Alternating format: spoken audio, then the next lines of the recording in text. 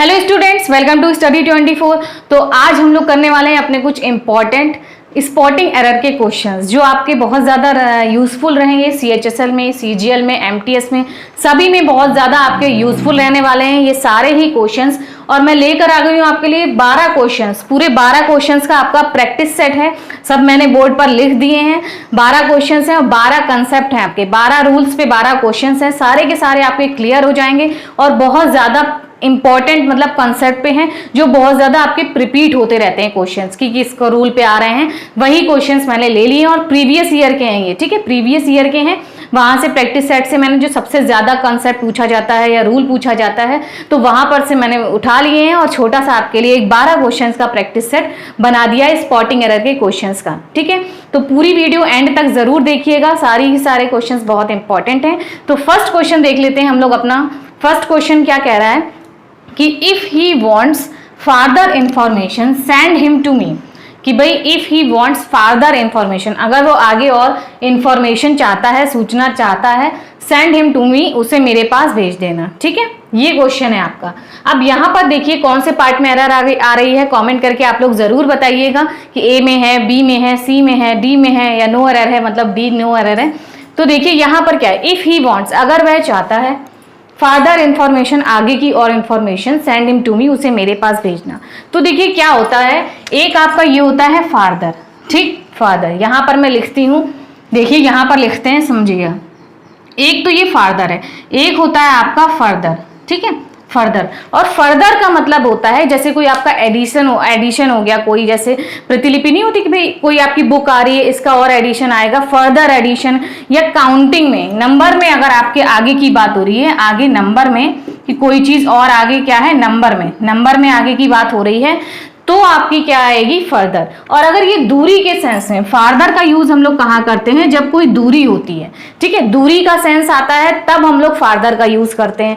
और फर्दर का यूज क्या करते हैं, आगे कोई नंबर, मतलब किसी नंबर के सेंस में, मतलब दूरी का सेंस नहीं आ रहा है और कोई काउंटिंग में आगे फर्दर, या कोई नंबरिंग में, ऑर्डर में, या ठीक है इस टाइप में फर्दर की जब आगे की बात होती है तब हम लोग FURTHER फर्दर की बात करते हैं। और अगर दूरी आगे और है तब हम लोग फार्दर यूज करते हैं FARTHER, ठीक है। तो दोनों बहुत ज्यादा मतलब मिलते ही जुलते हैं, तो बहुत कंफ्यूजन रहती है कि भाई फार्दर का मतलब भी आगे होता है, फर्दर का मतलब भी आगे होता है। तो फर्दर आपका काउंटिंग नंबर या किसी ऑर्डर में अगर आगे की बात हो रही है कि इसका और नेक्स्ट संस्करण आने वाला है, एडिशन आने वाला है, या दूसरी बुक आपकी आने वाली है। और फार्दर होता है आपका दूरी, आगे और कितनी दूरी है उसके सेंस में, ठीक है। तो दोनों बहुत ज्यादा मतलब पजल करने वाले वर्ड्स हैं, तो आप याद कर लीजिए अच्छे से। बहुत बार ये क्वेश्चन आपका पूछा गया है, फादर और फर्दर दे देते हैं, मिस स्पेल कर देते हैं, मतलब यहाँ पर फर्दर रख देंगे तो नो इम्प्रूवमेंट, फादर हो गया, या जहां पर फादर चाहिए वहां फर्दर कर देंगे। तो याद रखिएगा, ठीक है, फादर और फर्दर में क्या डिफरेंस है, ठीक। फर्स्ट क्वेश्चन हो गया आपका। तो कौन से पार्ट में एरर आ गई, बी वाले में, कि भाई फादर की जगह पर हम लोग क्या करेंगे, फर्दर कर लेंगे, ठीक है। चलिए नेक्स्ट क्वेश्चन देख लेते हैं कि I never miss a cricket match as I am fond of cricket from childhood. कि क्या कहा गया है कि I never miss a cricket match, मैं भाई कोई भी कभी भी क्या है क्रिकेट मैच मिस नहीं करता हूं, क्योंकि मैं क्या हूं, आई एम फॉन्ड ऑफ का मतलब क्या होता है कि बहुत ज्यादा आप कोई चीज के चाहते हैं या बहुत ज्यादा पसंद है आपको, तो आई एम फॉन्ड ऑफ क्रिकेट, भाई मुझे बहुत पसंद है क्रिकेट। फ्रॉम चाइल्डहुड, बचपन से आपको क्रिकेट बहुत पसंद है, इसीलिए क्या है मैं कभी भी मिस नहीं करता हूं कोई भी क्रिकेट मैच। ये आपका कहा गया है क्वेश्चन में। अब बताइए यहाँ पर क्या एरर आ रही है, ABC या फिर नो एरर है आपकी। क्वेश्चन देखते हैं, I never miss a cricket, ठीक है ये सही है, cricket match. As I am fond of, I am fond of ही होता है, फॉन्ड ऑफ मतलब किसी चीज को आप पसंद करते हैं या किसी की चाह है आपको, तो वो क्रिकेट फ्रॉम चाइल्डहुड। अब देखिए आपकी कोई लंबी पीरियड हो रहा है कि भाई बचपन से आप वो काम करते आ रहे हैं, यानी कि बचपन से आपको क्रिकेट पसंद है, अभी भी आप उसे पसंद करते आ रहे हैं, ठीक है, लॉन्ग पीरियड हो गया आपका। तो जब बचपन की बात हो गई, भाई चाइल्डहुड हो गया, तब हम लोग फ्रॉम से का यूज नहीं करते हैं, किसका यूज करते हैं, सिंस का, ठीक है, हम लोग यूज करते हैं सिंस चाइल्डहुड, मतलब वो चीज कंटिन्यूअसली आपकी चली आ रही है। देखिए ये फर्दर लिखा है, इसको मैं हटा दे रही हूँ क्योंकि ये क्वेश्चन फिर कराना होगा, चलो अभी लिखे रहने देते हैं, ठीक है। फ्रॉम सिंस चाइल्डहुड कर लेंगे, फ्रॉम नहीं करेंगे, क्योंकि हमारा बचपन से कंटिन्यूसली आदत वो चली आ रही है कि मुझे ये चीज़ पसंद है बचपन से, तो बचपन से की बात हो रही है, कंटिन्यूसली हमें पता है पीरियड हो रहा है, तो सिंस चाइल्डहुड हम लोग लगाते हैं, फ्रॉम नहीं लगाएंगे। नोट कर लीजिए अच्छे से, बहुत बार आपका ये भी क्वेश्चन एसएससी सीजीएल में आया था, ये शायद वहां पर से मैंने प्रैक्टिस सेट से उठा लिया, क्योंकि ये फ्रॉम और सिंस वाले बहुत ज्यादा रिपीट हुआ है क्वेश्चन, ठीक है। मतलब क्वेश्चन अलग होगा लेकिन ये आपका रूल यही होगा, फ्रॉम या सिंस कर दिया, ठीक है। तो नोट कर लीजिएगा, अच्छा क्वेश्चन है। चलो नेक्स्ट देख लेते हैं। Every employee of the company were given a 2 bedroom flat as Diwali bonus. क्या कहा गया है कि प्रत्येक एम्प्लॉय, जो कंपनी का प्रत्येक एम्प्लॉय था, उसको क्या है, वर गिवन, मतलब उसको दिया गया था एक 2 बेडरूम फ्लैट दिवाली बोनस पे। मतलब इन्हें क्या दे दिया गया है, अ 2 बेडरूम फ्लैट। भाई इनकी तो दिवाली एकदम दिवाली अच्छे से हो गई भाई, 2 बेडरूम फ्लैट दे दिया गया है, वो भी दिवाली बोनस की तरीके से, मतलब दिवाली बोनस पे, ठीक है। तो ये आपका क्वेश्चन है। तो इसमें देखिए क्या एरर आपको लग रही है। देखिए ये रूल क्या है हमारा, भाई आपका कहीं पर ईच मिल जाए, एवरी मिल जाए, ठीक है। ईच एवरी होते हैं, जब आपका ईच है, एवरी है, ये सब क्या होते हैं, ये सब अपने साथ क्या लेते हैं, सिंगुलर वर्ब लेते हैं, सिंगुलर नाउन लेते हैं, क्या लेते हैं, सिंगुलर नाउन लेते हैं, सिंगुलर वर्ब लेते हैं। तो हमें हमेशा याद रखना है ये क्या बात होती है, प्रत्येक की बात हो रही है भाई, प्रत्येक मतलब सिंगल सिंगल एक एक को, तो सिंगुलर की सब चीजें सिंगुलर आनी चाहिए। तो ईच एम्प्लॉय हमारा क्या है, सिंगुलर है, हमें पता है एम्प्लॉय सिंगुलर है, ठीक है, एम्प्लॉय हमारा सिंगुलर है, बिल्कुल करेक्ट है। Of the company were given, अब बताइए, ये देखिए पैसिव बना रखा है ना आपका, वॉज वर्ब के साथ थर्ड फॉर्म लगती है, तो यानी क्या है, वो पैसिव बना हुआ है। पैसिव सही है कि भाई उनके जो सर हैं, जो बॉस हैं, उनके द्वारा दिया गया होगा, बाई बॉस नहीं लिखा है इन्होंने, ठीक है। वर गिवन अ 2 बेडरूम फ्लैट। अब हमें पता है सब चीजें सिंगुलर आती हैं ईच और एवरी के साथ, यहाँ पर वर दे रखा है, ये गलत हो जाएगा, क्या हो जाएगा, was given a 2 bedroom flat as Diwali bonus. मतलब क्या दिया गया है उन्हें, एक 2 बेडरूम फ्लैट दिया गया है, मतलब दिवाली बोनस के तौर पे, ठीक है, प्रत्येक एम्प्लॉय को कंपनी के। तो वॉज आ जाएगा, वर नहीं आएगा। ईच एवरी के साथ हमेशा हम लोग क्या यूज करते हैं, अपना सिंगुलर वर्ब, सिंगुलर नाउन, ठीक है। यहाँ पर एम्प्लॉय सही था, अगर यहाँ एम्प्लॉयज कर देते तो यहाँ मिस्टेक हो जाती, ठीक। चलो नेक्स्ट देख लेते हैं। इंपॉर्टेंट रूल है आपका, सारे जो क्वेश्चंस हैं आपके इंपॉर्टेंट कॉन्सेप्ट और रूल पर ही हैं, तो नोट करते रहिएगा और आपको कोई रूल ना पता हो। चलो नेक्स्ट देख लेते हैं। Why Sita was angry with her son, कि भाई सीता क्यों, why Sita was angry with her son, कि भाई अपने बेटे से वो क्यों एंग्री है, नाराज है, ठीक है, ये क्वेश्चन है आपका। तो यहाँ पर देखिए ये क्वेश्चन हो रहा है ना भाई, क्यों नाराज है सीता अपने बेटे से, यानी कि उसके बेटे ने कुछ गड़बड़ जरूर करी होगी, तभी सीता जो है नाराज हो गई है, ठीक है। तो why Sita was angry with her son, क्या मिस्टेक लग रही है यहाँ पर। देखिए हमें पता है कोई भी क्वेश्चन वर्ड, जब हमारा सेंटेंस इंटेरोगेटिव होता है, क्वेश्चन वर्ड स्टार्टिंग में आता है, तब उसके बाद हम लोग क्या यूज करते हैं, डायरेक्ट सब्जेक्ट का यूज ना करके वर्ब पहले लगाते हैं। वाई वॉज शी हो जाएगा, वाई वॉज सीता लिखा है यहाँ पे, वाई वॉज को इधर करेंगे, सीता को इधर करेंगे, ठीक है, क्योंकि इंटरोगेटिव सेंटेंस होते हैं, और अगर आपका इंटरोगेटिव वर्ड स्टार्टिंग में दे रखा है तब हम लोग उसके बाद वॉज लगाते हैं, यानी कि वर्ब फॉर्म लगाएंगे, उसके बाद हम लोग सीता लगा देंगे, उसके बाद सब्जेक्ट, ठीक है। इंटरोगेटिव वर्ड आएगा, क्वेश्चन वर्ड आपका आएगा, फिर वर्ब आएगी, क्या आएगा, क्वेश्चन वर्ड आएगा, फिर हेल्पिंग वर्ब आएगी आपकी, उसके बाद सब्जेक्ट आता है, ठीक है। ये तो रूल सबको पता है, लेकिन कभी कभी क्या भाई सही तो लग रहा है, वाई सीता वॉज एंग्री, पढ़ने में आ गया भाई, जल्दबाजी में क्या है सही करके आ गए, नो एरर कर दिया। तो आपको याद रखना है, बहुत छोटी सी मिस्टेक है, लेकिन बहुत ब्लंडर बोल सकते हैं ना, ब्लंडर मतलब क्या हो गया, छोटी सी मिस्टेक जो होती है, ब्लंडर हो गई भाई, बहुत भारी गलती हो गई, क्या वाई वॉज इधर करेंगे, सीता इधर कर देंगे, ठीक है, समझ गए आप लोग, अच्छा क्वेश्चन है ये भी।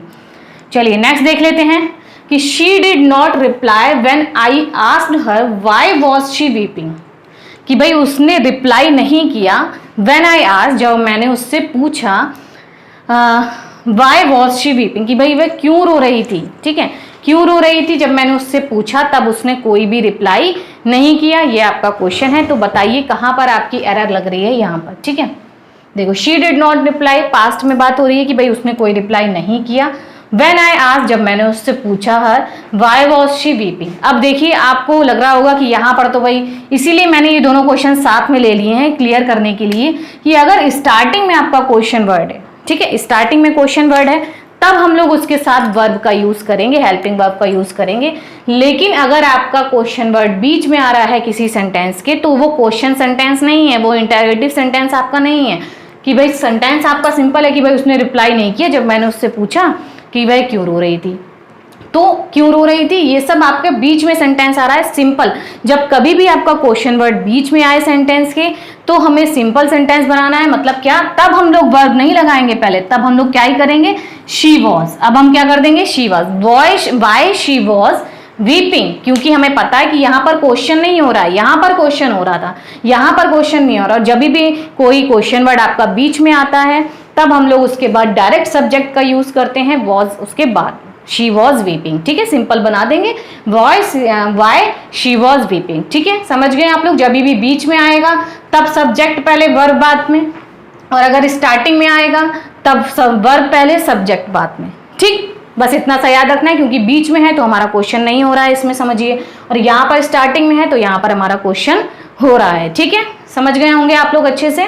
इंपॉर्टेंट रूल है ये, इसमें बहुत ज्यादा मिस्टेक हो जाती है कि भाई वाई लग गया है तो क्वेश्चन मार्क हो रहा है, यानी कि क्या है भाई, वर्ब की आपकी पहले आ जाएगी हेल्पिंग वर्ब, उसके बाद आपका सब्जेक्ट आएगा। लेकिन ऐसा नहीं होता है, बीच में है तो हम लोग क्या करेंगे, सिंपल में बनाएंगे, वाई शी वॉज वीपिंग। ठीक, इंपॉर्टेंट रूल है, अच्छे से नोट कर लीजिएगा। चलो, if you will come tomorrow we can go to the market and do our own shopping together. क्या कहा गया कि अगर तुम कल आते हो तो हम लोग शॉपिंग जाएंगे, भाई अपनी अपनी शॉपिंग करने साथ में चलेंगे। ठीक है, ये कहा गया है, हम जा सकते हैं। तो if you will come tomorrow, ये सेंटेंस इफ वाले क्या आपके, ये क्या लग रहा है ये आपको, ये है आपके कंडीशनल सेंटेंस कि भाई अगर आप कल आते हो तब हम जा सकते हैं भाई शॉपिंग करने। कंडीशन होगी ना भाई, आपके आने पे डिपेंड है हमारा मार्केट जाना, शॉपिंग करना। ठीक है, तो यहाँ पर क्या होगा आपका कि आपको याद रखना है कि जब भी इफ लगा होगा तो उसके साथ कोई भी विल, शैल, ये सब नहीं लगाते हैं। कंडीशन में क्या लगाते हैं, सिंपल आपका बन जाएगा इफ यू कम टुमारो, अगर आप कल आते हो। ठीक है, प्रेजेंट इंडेफिनिट बनेगा। We can go to the market, can भी क्या हो गया, हम जा सकते हैं मार्केट। कैन भी आपको फ्यूचर का बता रहा है ना, जब we will go to the market भी कर सकते थे, यहाँ पर कैन भी बिल्कुल सही है कि भाई ये फ्यूचर है कि हम जा सकते हैं, अगर आप आते हैं कल तो हम जा सकते हैं मार्केट पर। ठीक है, तो we can go to the market, भाई फ्यूचर की ही बात हो रही है तो बिल्कुल सही है। ये हम लोग कर लेंगे इसको पास्ट इंडेफिनिट, क्योंकि प्रेजेंट इंडेफिनिट, क्योंकि हमें पता है कि इफ के साथ कभी भी कोई विल शैल आपका यूज नहीं होता है, इसको हटा देंगे, सिंपल प्रेजेंट बना देंगे, और आगे तो आपका वी कैन गो टू सही लिखा है। ठीक है, समझ गए आपको, विल होता तो भी सही होता, लेकिन इफ के साथ विल का यूज हम लोग नहीं करेंगे। ये अलग क्लॉज हो गया, ये अलग क्लॉज हो गया। ठीक है, समझ गए आप लोग। चलिए नेक्स्ट क्वेश्चन देख लेते हैं। तो कौन से पार्ट में, ए में एरर आ गई आपकी। Next, it is the most beautiful flower in the nursery, कि भाई ये बहुत सुंदर फ्लावर है नर्सरी का, नर्सरी में सबसे सुंदर फ्लावर है। तो आपको पता ही है, इजी क्वेश्चन है ये। ठीक है, क्या है कि most superlative degree, superlative degree से पहले आपका क्या आना चाहिए, आ नहीं आएगा। क्या, कौन सा आर्टिकल हमारा लगता है, दा, कि भाई डेफिनेट कर दिया इन्होंने कि बहुत सारी चीजों में से भाई वो पर्टिकुलर जो चीज है वो सबसे अच्छी है। सब में जब बेस्ट की बात होती है तब सुपरलेटिव डिग्री लगती है, और सुपरलेटिव डिग्री से पहले हम लोग क्या यूज करते हैं, दा आर्टिकल का यूज, क्योंकि दा आपका डेफिनेट आर्टिकल होता है, मतलब हमने वो फ्लावर को डेफिनेट कर दिया है, पर्टिकुलर निश्चित वही फ्लावर है। ठीक है, वही फूल है, तो ये आपका करेक्ट हो जाएगा, आ की जगह पर हम लोग दा यूज कर लेंगे। ठीक, नेक्स्ट क्वेश्चन देखते हैं, 8th question. The book that I lost, it is too expensive for me to buy, कि भाई the book that I lost, कि भाई जो बुक जो मैंने खो दी थी, इट इज टू एक्सपेंसिव, यह बहुत एक्सपेंसिव है, फॉर मी टू बाय, भाई दोबारा खरीदने के लिए, मतलब मेरे खरीदने के लिए बहुत एक्सपेंसिव बुक है, ये बहुत महंगी बुक है जो मैंने खो दी है। ये क्वेश्चन है आपका। ठीक है, अब इसमें देखिए ए बी सी या फिर नो एरर, कौन से पार्ट में आपकी एरर दिख रही है, आप लोगों को कमेंट करके जरूर बताइएगा, वीडियो देखें तो। और 12 क्वेश्चंस हैं पूरे, कितने आपके करेक्ट हो रहे हैं ये भी जरूर लिखिएगा। ठीक है, तो the book that I lost, अब देखिए यहाँ पर क्या है, आपके कुछ एक्स्ट्रा वर्ड्स हैं। ठीक है, सुपरफ्लुअस हो रहा है, कुछ ज्यादा ही लिखा हुआ है। क्या है कि भाई द बुक, एक जो किताब, दैट आई लॉस्ट, जो मैंने खो दी है, इट इज टू एक्सपेंसिव। भाई जब हमने बुक को पहले ही हमने बता दिया है कि जो बुक बुक जो मैंने खो दी है, इट इज। फिर उसके बाद हम दोबारा उसको इंट्रो क्यों कर रहे हैं कि यह बहुत महंगी है, जो खो दी है वो बहुत महंगी है, ऑब्वियसली दैट लगा दिया है हमने, बुक को इंडिकेट कर दिया है। उसके बाद हमें दोबारा उसको इंडिकेशन करने की या उसको हमें इंट्रोडक्शन देने की कोई जरूरत नहीं है। उसके बाद हम लोग इट का यूज नहीं करेंगे, हम दैट पहले ही लगा चुके हैं, ठीक है। तो बी वाले पार्ट से हम लोग इट हटा देंगे। That I lost is too expensive, जो मैंने खो दी है बहुत महंगी है, डायरेक्ट आपका सेंटेंस बन गया।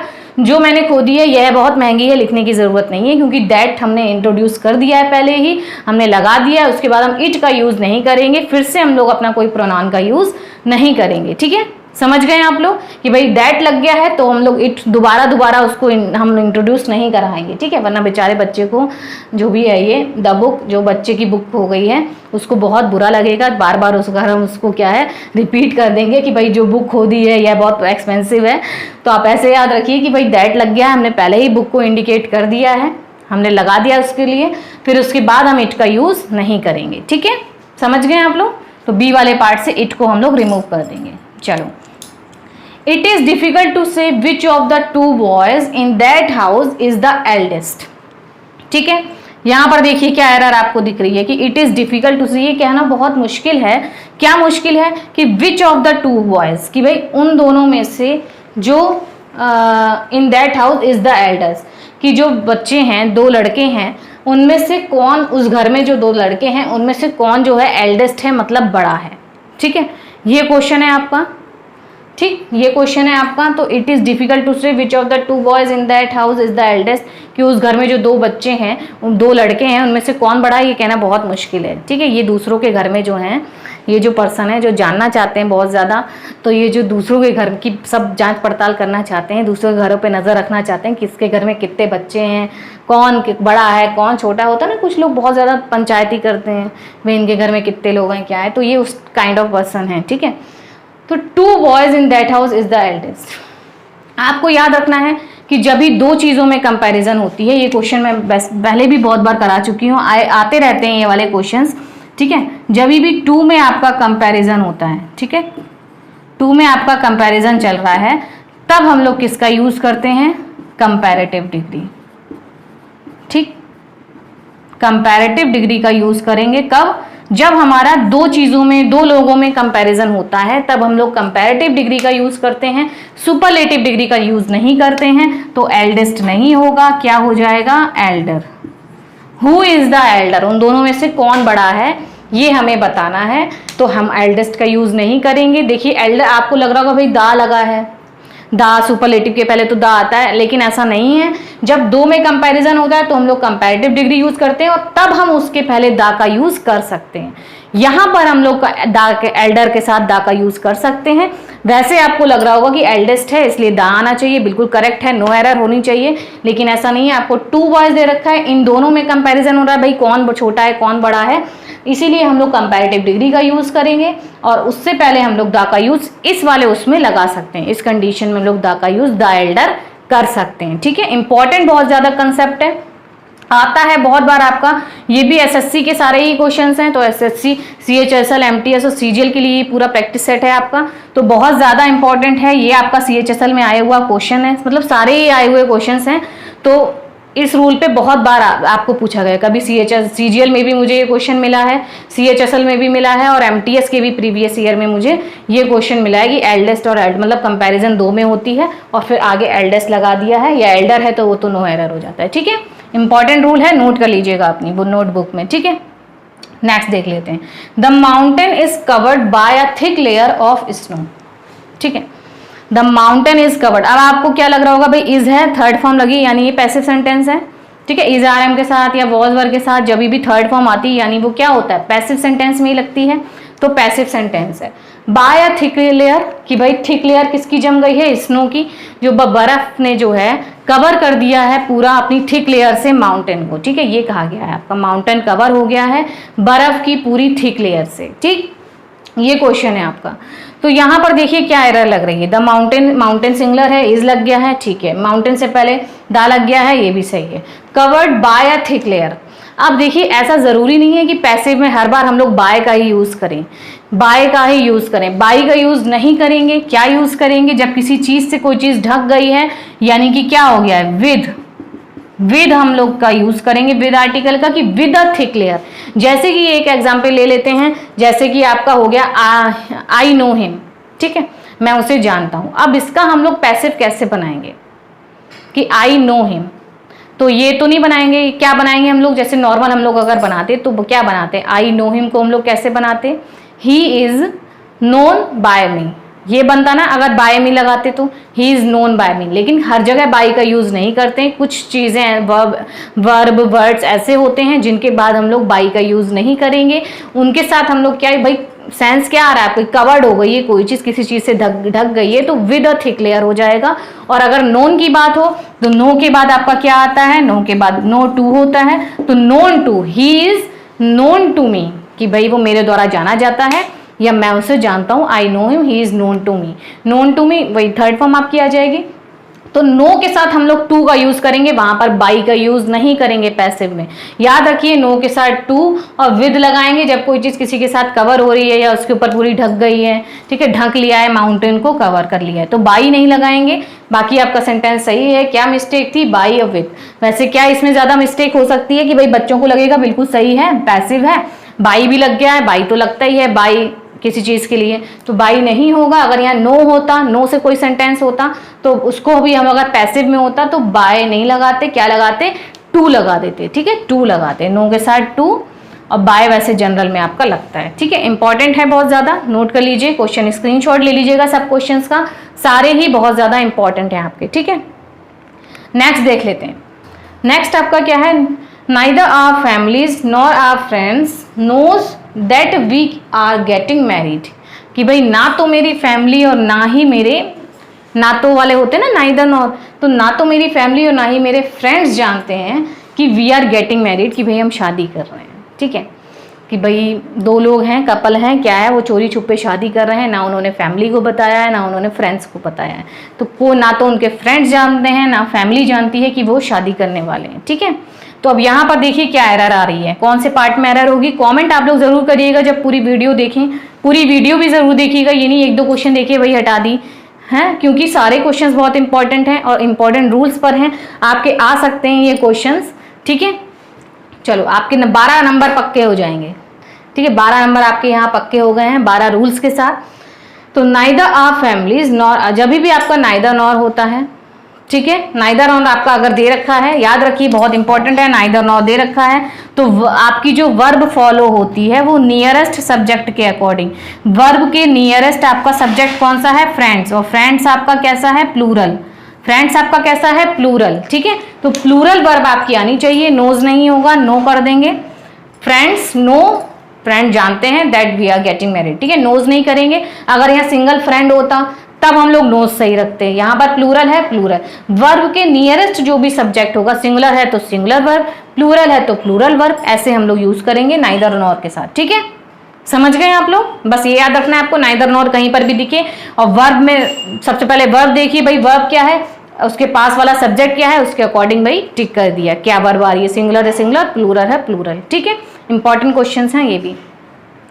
नेक्स्ट देख लेते हैं, last but not the least, ठीक है, हमारे प्रैक्टिस सेट का, she faces the puzzling dilemma of disobeying her father or losing the man she loves. भाई यहाँ भी क्या है, भाई इधर तो इन्होंने एक तरफ इन्होंने ना तो फैमिली को बताया है ना फ्रेंड्स को बताया और शादी कर रहे हैं, फिर शायद इनके दिमाग में आया होगा, देखिए कितना कोइंसिडेंस हो गया, दोनों सेंटेंस एक साथ लिख गए हैं और दोनों रिलेट भी कर पा रहे हैं कि भाई यहाँ तो इन्होंने ना फैमिली को बताया ना फ्रेंड्स को बताया, शादी कर रहे हैं, ठीक है। और यहाँ पर भाई लड़की जो है थोड़ा उसे अंदर से लगने लगा होगा कि भाई ऐसा नहीं है, वो डिसओबेइंग, उसके पिताजी को भाई डिसओबे कर रही है, उनकी बात नहीं मान रही है, उसमें क्या है वो पजल हो रही है, पजलिंग डिलेमा, और जो जिस आदमी से वो प्यार करती है उन दोनों में से किसे चुनाव करे, अपने पिता की बात ना माने या उससे शादी कर ले, तो इसमें वो क्या है बहुत ज़्यादा पजल हो गई है, डिलेमा में है, ठीक है। तो यहाँ पर देखिए क्या आपकी एरर लग रही है आपको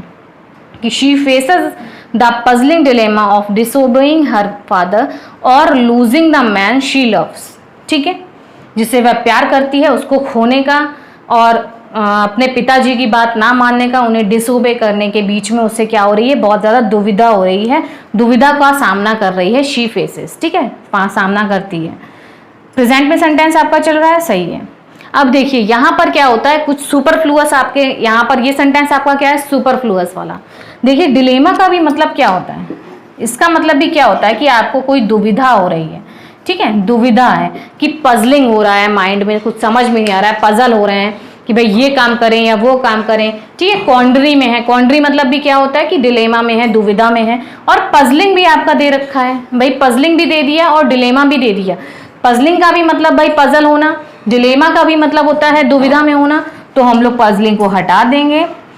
faces the dilemma is the appropriate रहेगा, पजलिंग हमारा एक्स्ट्रा वर्ड है, पजलिंग को हटा देंगे, क्या लगा देंगे, डिलेमा, कि she faces the dilemma of her, dilemma के बाद ऑफ आ जाएगा आपका, of disobeying her father or losing the man she loves, क्योंकि इन दोनों का ही मीनिंग सेम है, सुपरफ्लुअस है, तो सबसे कम जो एप्रोप्रिएट आपका वर्ड होता है उसको हम लोग हटा देते हैं। पजलिंग, डिलेमा आपका बिल्कुल सही हो जाएगा कि वो फेस कर रही है, क्या फेस कर रही है, डिलेमा, नाउन आपका यूज होगा, डिलेमा आपका नाउन है, दुविधा का सामना कर रही है कि भाई अपने पापा की बात माने या अपने जिससे वह प्यार करती है उसके साथ जाए। ठीक है, ये आपके क्वेश्चंस थे पूरे 12, सारे के सारे बहुत ज़्यादा इंपॉर्टेंट थे। स्क्रीनशॉट आप लोग ले सकते हैं अगर आपको इंपॉर्टेंट लग रहे हो क्वेश्चंस, वैसे तो सारे ही बहुत ज़्यादा इंपॉर्टेंट है, प्रैक्टिस सेट से उठाए हैं और सारे इंपॉर्टेंट रूल पर हैं। ठीक है, ये सब आते हैं क्वेश्चंस आपके, तो स्क्रीनशॉट ले लीजिएगा।